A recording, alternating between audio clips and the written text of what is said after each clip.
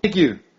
And I'm very grateful that I'm able to be here with you to share some words of advice and encouragement, and hopefully we'll have a great time together. Now, before I get started, I wanted to ask a question. This is one for all of us to consider. My question goes like this: what will you be remembered for? I remember hearing this question before and thinking and wondering about what I would write if I was to write my own eulogy. And people have said that it's a good practice to do, to write your own eulogy. Discover what you think people will be saying about you. There was one man, he passed away, and the pastor was giving a speech at his funeral. And he spoke to a vast audience in front of him. Vast audience of 6 people. And out of this audience he asked them, because the minister, he didn't know the man personally. So everything that he said was very generic. So he said, does anybody who knows this man and knows this man well have something to say about his magnificent achievements in his life? And no one stepped forward. They just looked at each other and stayed where they were. So the pastor continued, does anybody have any tales of success concerning this man? Achievements, anything that he did that was good, noteworthy? Still nothing. And there was an awkward silence. And then he said, how about if anybody at all can say something at least a little bit positive about this man? And suddenly an elderly gentleman stepped forward and cleared his throat. And he said something very profound. He said, he wasn't as bad as his brother. Now, what will they say about you? Will you be known as a risk taker? There's 2 men outside a bank. One man passed the gun to the other man and said, quickly, run into that bank, wave that gun around in the air, fire a few shots in the air. Tell them to put the money in the bag, run out here, jump in the car. And remember, I'm the one taking all the chances. He said, what are you, crazy? You want me to go in that bank after I take the gun, wave it around, fire into the air, get the bag full of money, and run out here and jump in the car? And you're the one taking the chances? How are you the one taking the chances? He said, I can't drive. Now, will you be remembered for being fit and healthy? For being fit and physically strong? Now, for some people, exercise includes jumping to conclusion, sidestepping responsibility, running down your friends, or pushing your luck. Another man says that he does 10 sit-ups every single day without fail. He sits up 9 times to snooze his alarm. If you think you're not creative, try purchasing a gym membership and see how many different excuses you can make for not going.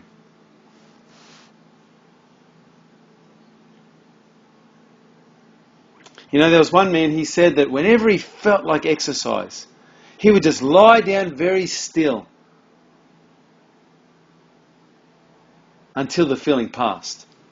Another man said he had to wake up early, very early, and train before his mind figured out what was going on.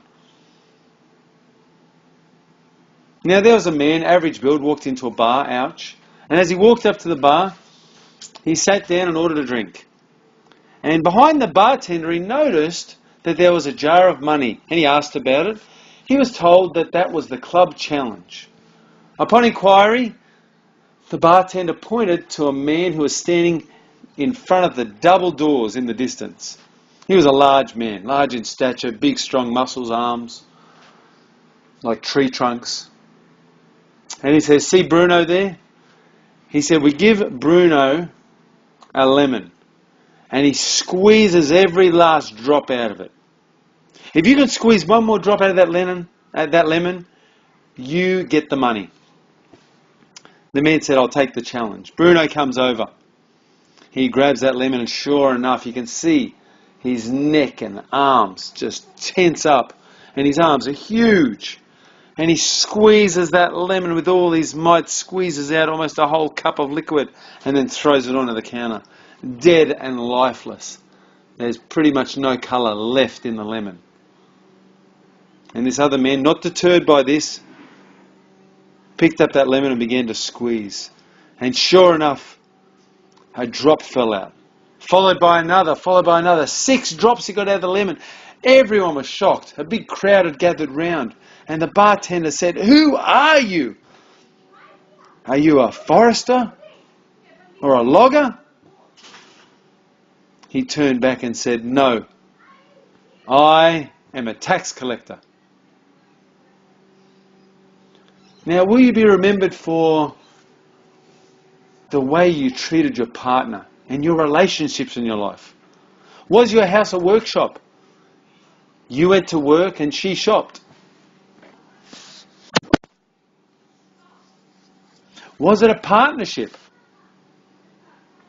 Did you love your wife so much that you held her hand everywhere that you went, for fear that if you let go, she'd go shopping?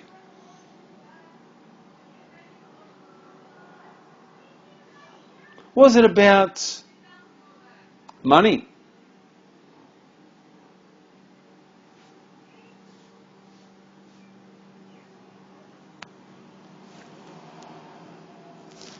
Will you be remembered for someone who worked hard and made a lot of money? And just remember, when you think about money, that while it is expensive to live on this planet, we get a free trip around the sun every year.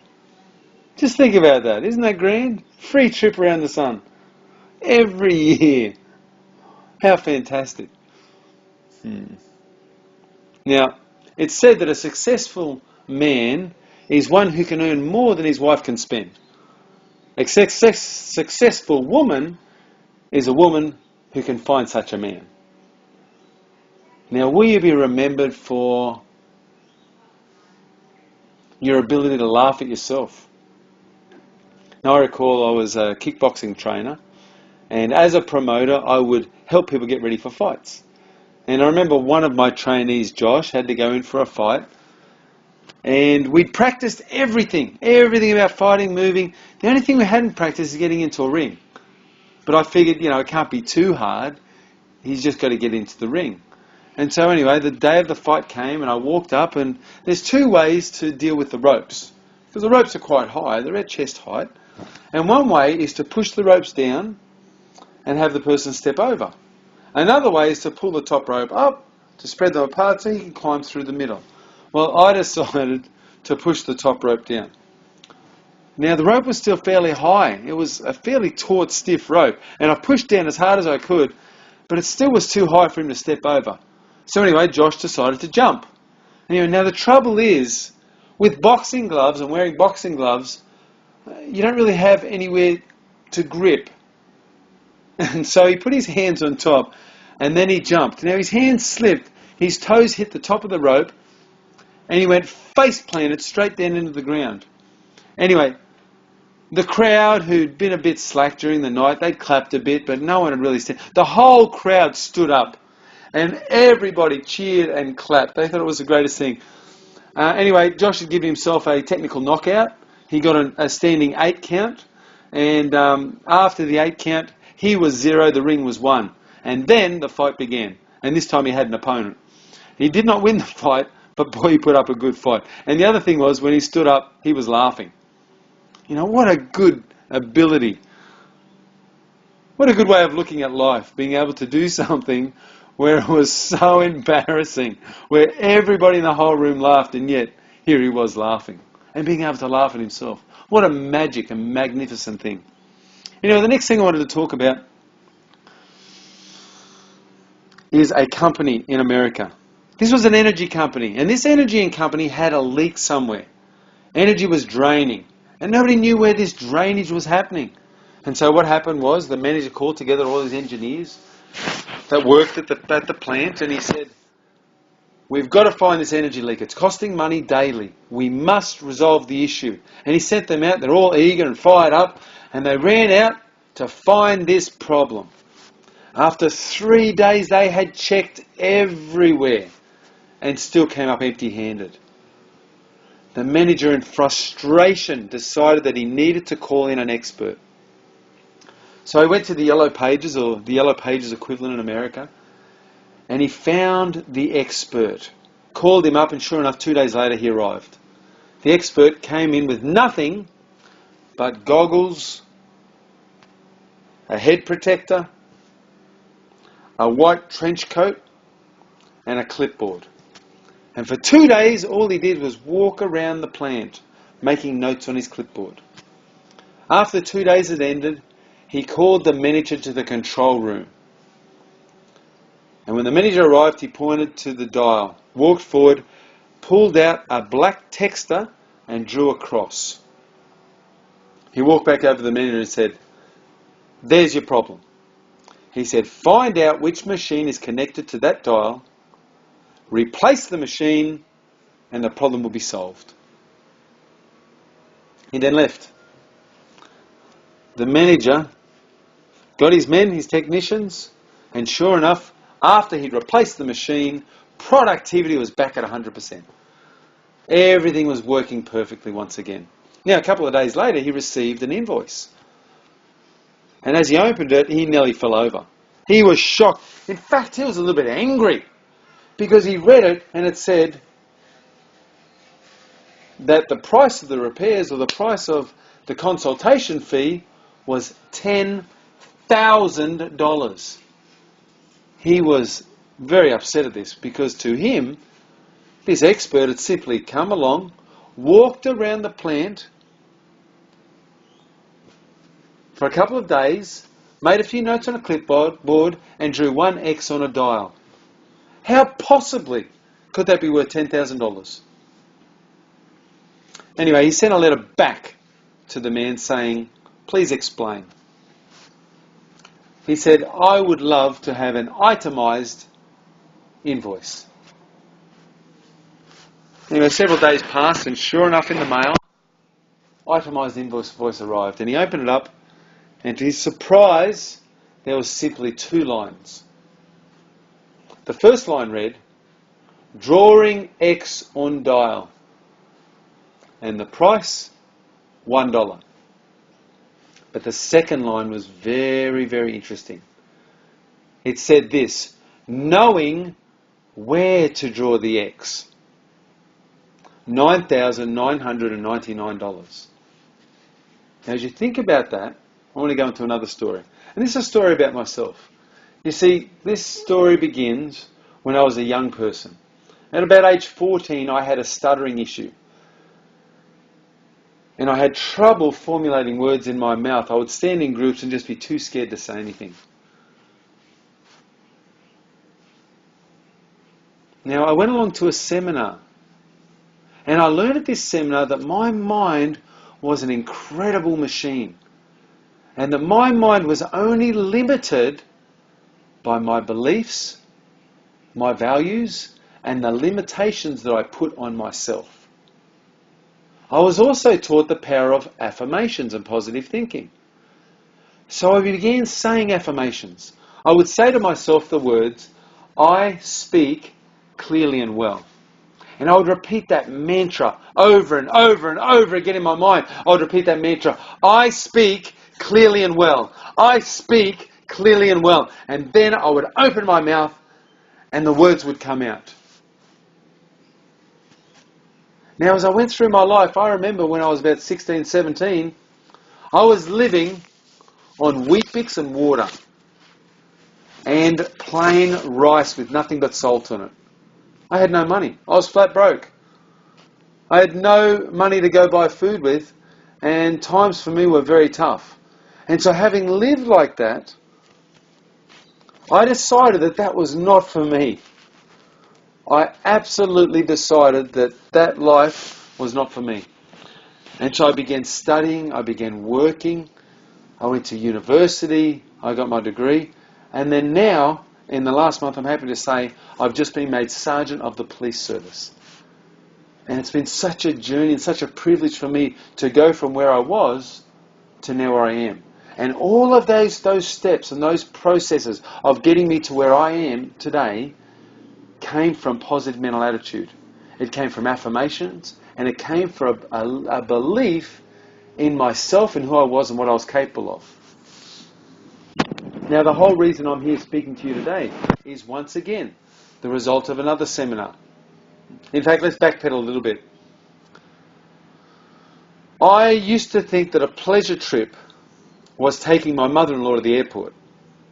I used to think that mother-in-laws were really, really nice people, so long as you bury them 10 feet under, because deep down, they're nice people. Now, that changed for me in 2006 because I attended a seminar. And what changed for me was I was able to see my mother-in-law for who she really is. And I'm happy to say that now, today, we have a great relationship. And that all started in 2006 as the result of a seminar. As a result of somebody reaching down into my unconscious mind and finding an X and helping me to resolve an issue. Now, as life goes on, the reason I'm here speaking to you today, and there's only one reason, and it's this. You see, I had this fundamental belief within myself that I wasn't ready and that I didn't know enough. And these two beliefs, not ready, not know enough, had prohibited me from my progression. I'd wanted to do seminars for a long time. I've wanted to get out in front of people, but I was stopped in my progression. I was unable to do that which I dreamed about and that which I love. I actually love doing this. This is something that I've wanted to do my whole life. And I was prohibited from doing it because of these beliefs inside myself that were hampering my progress and holding me back. Now, once again, how did I overcome this? I went to a seminar. Can you see a recurring theme or pattern? I really, really honestly believe that some of the major things in our life, especially for myself, have been resolved through seminars. Now, why do I say that? Because there's something about a saturation environment that changed me as a person. It's not about the slow changes over time, because often I cannot see where the power is being eliminated from my body, and I'm not sure where my weaknesses lie. However, an expert can look into my heart and look into my soul and is able to sometimes point out those things. Not sometimes, a good seminar leader will be able to see them, will be able to help you to eliminate them. And that's what's happened for me in my life. And I'll tell you what, I'm so excited about the things that I've been able to learn and the progress that I've made and the fact that I went to that seminar and I was able to wipe out those beliefs completely. The belief that I wasn't ready and the belief that I didn't know enough. Those beliefs are gone. Let me tell you, they have been eliminated. And it's such a freeing thing. Now think of your own life. Who here could see that they could make progress in their relationships? Whether it be with their spouse or their children or their parents. Some relationship in their life that they can see that there's a weakness somewhere or that they could do better in one area or one aspect of that. Hands up. Hands up. Come on, those of you who think relationships could be improved. Excellent. Thank you. What about finances and career? Hands up if you believe that your finances and career need a bit of work, need a bit of tune-up, that there's more that you could do, that there's a belief inside you that perhaps may be holding you back in this arena. Hands up. Excellent. What about physical health? Who are our people who really, really want to take care of their body and they really want to get more energy in their body and they want to have a healthy and they want to have a long, healthy, happy life, but that chocolate cake just looks so good. And when they see it, they've just got to have it. They've just got to have it. You know, and they walk downstairs, open the fridge, and the first thing they see and the first thing that jumps out is that sugary substance, whatever it is, whatever that cake or that sweet or that dessert or that thing that they know is not good for them. And then when you go for it, do you cut a little piece of that little chocolate cake? Just a little tiny piece, just for a taste? Or do you get a big chunk or slab of it, bang, there we go, and sit there and really enjoy it? You know, which one do we do? Or the person who goes, I need to get into shape. I need to do some exercise. And they get it every day and they run, run, run, run, run. And for the first day it's so exciting, and the second day and third day the same. But on the fourth day, they lie back and think to themselves, sleep's an important part of health too. And you hit that snooze like that man doing those sit-ups. And back into dreamland you go. So we start off strong. And then we sink back into that old way of habit. So who are our people who would like to see progress in the physical realm? Would like to see them in top shape? Would like to see them with full vibrancy and energy? Full of life? Who are our fitness people? Excellent. Well done. Now who are our spiritual people? Who are those of us who see there's a shortfall or there's a conflict in their life? That they want to be this way spiritually. They want to have this purpose and direction, and they want to move in that current direction. And yet there's some habit or there's something in their life that feels like they're dragging a problem along with them. It's like having a shackle around your leg with a chain tied onto it. And so as you walk, you've got this weight that you feel like you're carrying away. And you feel like you're making progress. And the truth of it is, you are making progress. In that area, you are making progress. However, is there a conflict? Are there two parts in your body that seem to be working at odds with each other? That you've got the conscious mind that says, this is what I'm going to do, this is what I'm going to do. And then we seem to keep falling into the old patterns or the old ways of thinking or those old behaviours. Who can relate to that? Alright, now I'm here to be the bearer of good news. Because our mind is an incredible thing. And our mind is made up of two parts. There is the conscious mind and there is the unconscious mind. And let me draw an image of this so that you can see it more clearly. It's like an iceberg. It's like an iceberg that has, say, 15% or 20% sticking up out of the water. And then the other 80% is under the water. Now, the bit sticking out of the water would represent your conscious mind. And the bit under the water would represent your unconscious mind. Now, let me ask you, and this is a question that's so easy for anyone to answer. So who's the youngest person in the room? Okay. Which one is bigger? Your conscious mind, or the bit sticking out of the water, or the unconscious mind, the bit in the water? Easy as question. Obviously it's the top is the biggest. Alright? Is that correct? No. Which one is it? It's the bottom. Okay. So our unconscious mind is the bigger part of the two. Now, in traditional goal setting, where do people focus their attention? Let me ask you. Is it on the unconscious? Is it on the bit below the surface? Or is it on the conscious mind? Well, I know the answer straight away. It's in the conscious arena. And that's why many goals do not happen.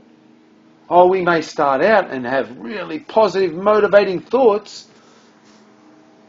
And I'm here to tell you that many of the goals that people start out with do not occur. And here's why.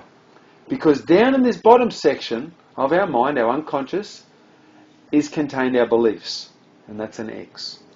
Is contained our values, and that's an X. Is contained our habits, and that's an X. Is contained those other things or those parts of us that seem to be in conflict with what we want to do in our conscious mind. And when we start changing our conscious awareness, what happens is the old thoughts come back to roost. When we start thinking a certain way, the reticular activating system filters out other thoughts. And we start seeing that. And yet something happens. If we can't keep that process going long enough, guess what happens to our thoughts? Slowly, slowly, little by little, they whittle away, and we're reverted back to our old way of thinking, our old way of doing things, our old way of being. So the old thoughts come home to roost. And then we start to think to ourselves, well, I'm not supposed to have the really wonderful things in life. And the more we think that way, the more life stays the same. So here we are, we try to do something, and we don't get it. And then we try again, and we don't get it. And we try, and we try, and we try, and it looks like this. It looks like this. Now, if we're moving forward, that's great. That's great that we're moving forward. And you know what? You in this room are brilliant people. And I believe that all of you are moving forward. Now, what I'm suggesting is we can move forward quicker. How? We call in an expert. The expert comes in, finds the X in our life, and is able to help us or assist us to eliminate that X. And we do it not in a conscious way, also in an unconscious way. And this is not difficult when you know how. And that's the exciting part about all this. It's not difficult when you know how. It's just a matter of knowing how and unlocking the brilliance that exists in each one of you here. And you know what? What I've been learning for the last 4 years is how to do exactly that. How to work not just with your conscious mind. It is to work with your unconscious mind. And make suggestions and cause change to occur in the unconscious level. Now, let me tell you some of the success that I've had in doing this. Just in the last 3 weeks, and remember I've been doing this for 4 years, just in the last 3 weeks, I've been able to help somebody shift a little bit of anxiety. 1 20-minute session. Now, I didn't say eliminate the anxiety. Sometimes it can take longer, and sometimes it's a reflection of the person and whether that person's ready to let go of that. And my encouragement and my belief is that that person on the next session or the one after that will be able to let go of that anxiety. That's my belief. That's my faith that I have in myself and my ability to do what I need to do. But also, more importantly, in the ability of the person and the incredible brain and intellect that they have to reach down in the unconscious area and rip it out by the roots. It's like a plant. If you imagine a plant and the top of the plant's out here and the root system is underneath. And if you go weeding in the garden. Do you remember weeding in the garden and you go and you try to pull out the roots of a plant and it snaps off at the stem? Oh, how frustrating. What can you do then?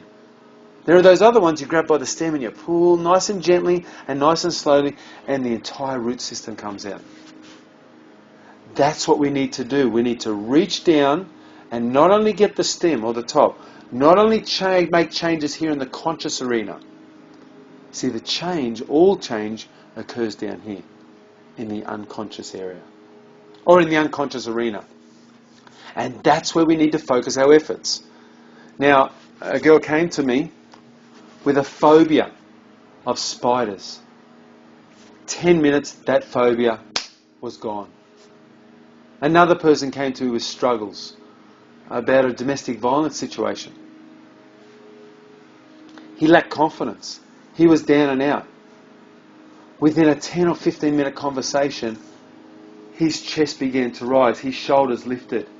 And instead of being down and out, he saw himself as being a hero. He saw himself as being a hero. That process took 15 minutes. Now, once you begin to understand how to reach down into the unconscious and how to show people who they really are, this work becomes very exciting. One young girl I spoke to, she was having trouble with her mother. She'd stolen her mother's car because she felt that her mother didn't love her. I spent 10 minutes with this girl and she walked away with the feeling that her mother did in fact love her. A whole different girl when she left. This is the power of working not just with the conscious mind, working with the unconscious mind. And once we learn to do this, we can get tremendous results in our life. Now, what I'd like to do is a short exercise with you to show you how simple this can be. And what I'm going to do is a confidence script. Now, who here has a time in their life where they felt really confident? Can I see a show of hands? If you can think of a time where you felt really, really confident in your ability to do anything. I don't care what it is. Because let me tell you something. Confidence is transferable. Let me say that again. Confidence is transferable. If you can get confidence in one area, one aspect of your life, you can have confidence in your life. Do you hear what I'm saying? Now people say, well, I don't believe that because I might be good at this and not good at that. But here's what confidence does. Let's say you're not good at that and you have no confidence. Will you ever be good at that? Yes or no? Probably not. How about if you attack the issue and you realize that you're a person who has confidence?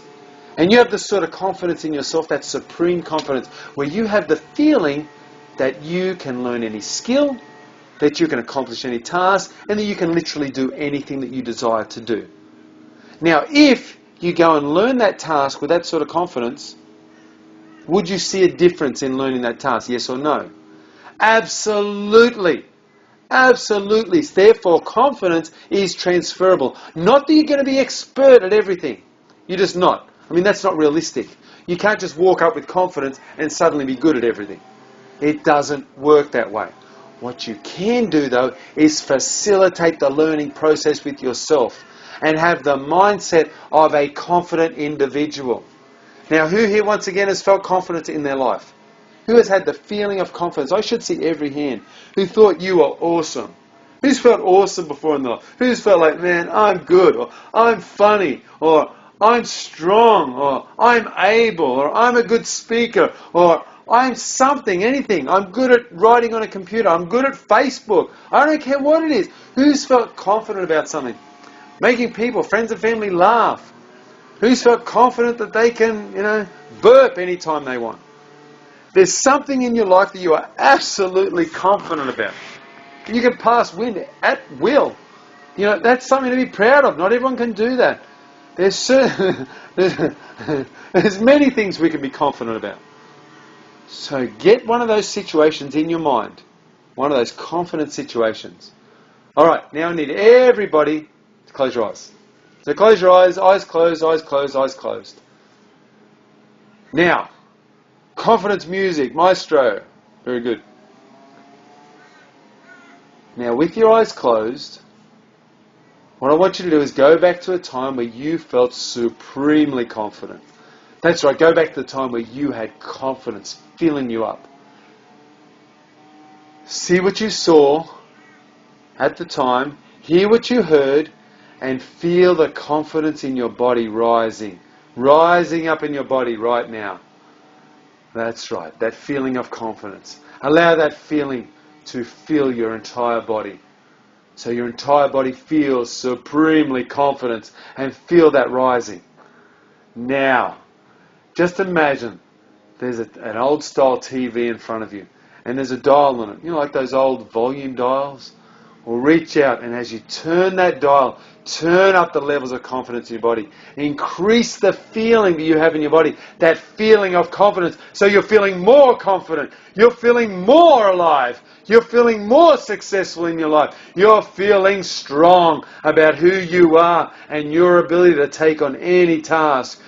Fill yourself with the feelings of confidence and do it right now. Very good. Well done. Alrighty, open your eyes. Now, who feels more confident than they did a minute ago? Hopefully everybody. Now, one last message. If we're going to get the most out of our life, if we're going to get the most out of who we are, then what we need to learn to do is work not just in the conscious arena, in this unconscious arena. And when we work in this unconscious area, and with the techniques and skills and the tools that I have possession of, and that I will share with you, we together can find out some of the limiting beliefs that are holding you back. We together can discover some of the values that are in conflict in your life. We together can find out some of the desires of your heart, the conflicts that are going on inside of you. We can discover the habits that are holding you and keeping you locked in. We can discover the thoughts and beliefs that are boxing you in your life. that are not enabling you to have a full expression of yourself and fully experience the life and create a life that you love. Now, if this sounds interesting to you, if you would like to know how it is you reach down and grab that plant and rip it out by the roots, then we've got a few things. I've got a few things that I can share with you to teach you how.